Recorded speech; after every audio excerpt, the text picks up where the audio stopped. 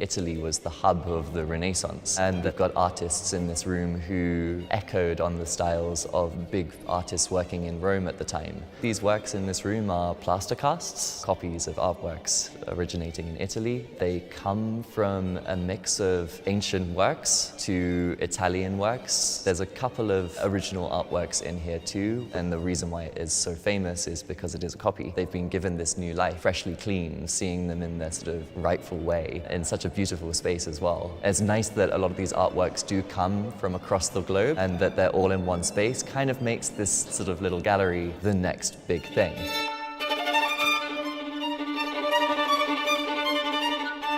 I'm John Beck. I'm the founder and manager of a project called Scan the World.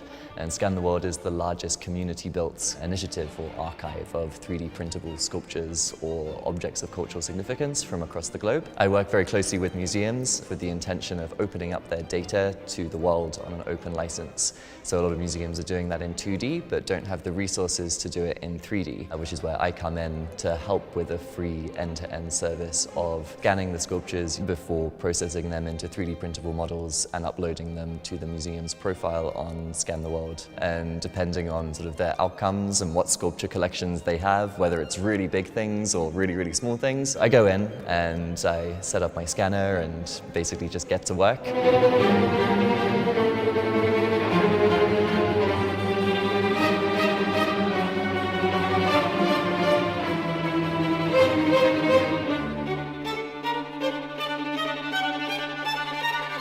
There's so much story behind every single artwork, whether it's an original or it's a copy, which is quite beautiful. And so working with each member of staff in the museum who want to tell a different story about their collections is great. After collecting all of that raw data, I turn it into 3D models. We work on them by hand by making them 3D printable before they're released openly on My Mini Factory or on Scan the World, free to download. We try and push for CC0, so open source, as culture should be liberated and available to anyone. The origins of casting, which came about in the 1800s, to encourage the copying of artworks with the intention of making art more accessible and more available for people to view, people to engage with, but also for more people to study. Fast forwarding to the 21st century, where we have such democratized technologies and the ability to make copies in this sort of way, really does echo the original intentions and what 3D scanning is enabling us to do. What's happening across the world is a lot of destruction. Artworks and cultural heritage is kind of disappearing before our eyes.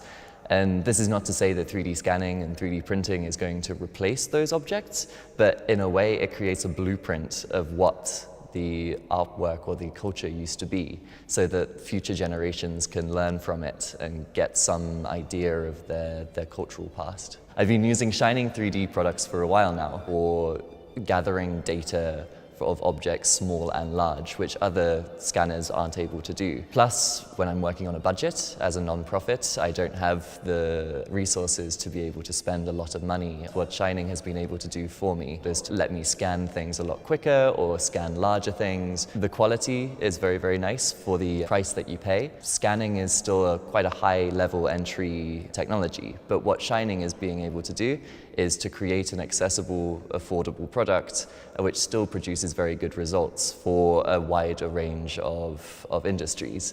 For me, working with sculptures, I haven't found any issues so far, and with working with marble and plaster sculptures and even bronze sculptures, Scan has been able to solve all of these problems for me. There's a lot going on with Scan the World. There's one side of education, unlocking these artifacts so that more people can learn about them or manipulate them or have their own say on their cultural heritage. Art doesn't need to be a static object in a museum space, that it can come out of the museum's walls. With Scan the World, it's in a way a museum without walls. Scanning and sharing and digitizing and all of this stuff lowers the value of an artwork, but in ways I don't believe that's true at all. I think it augments it.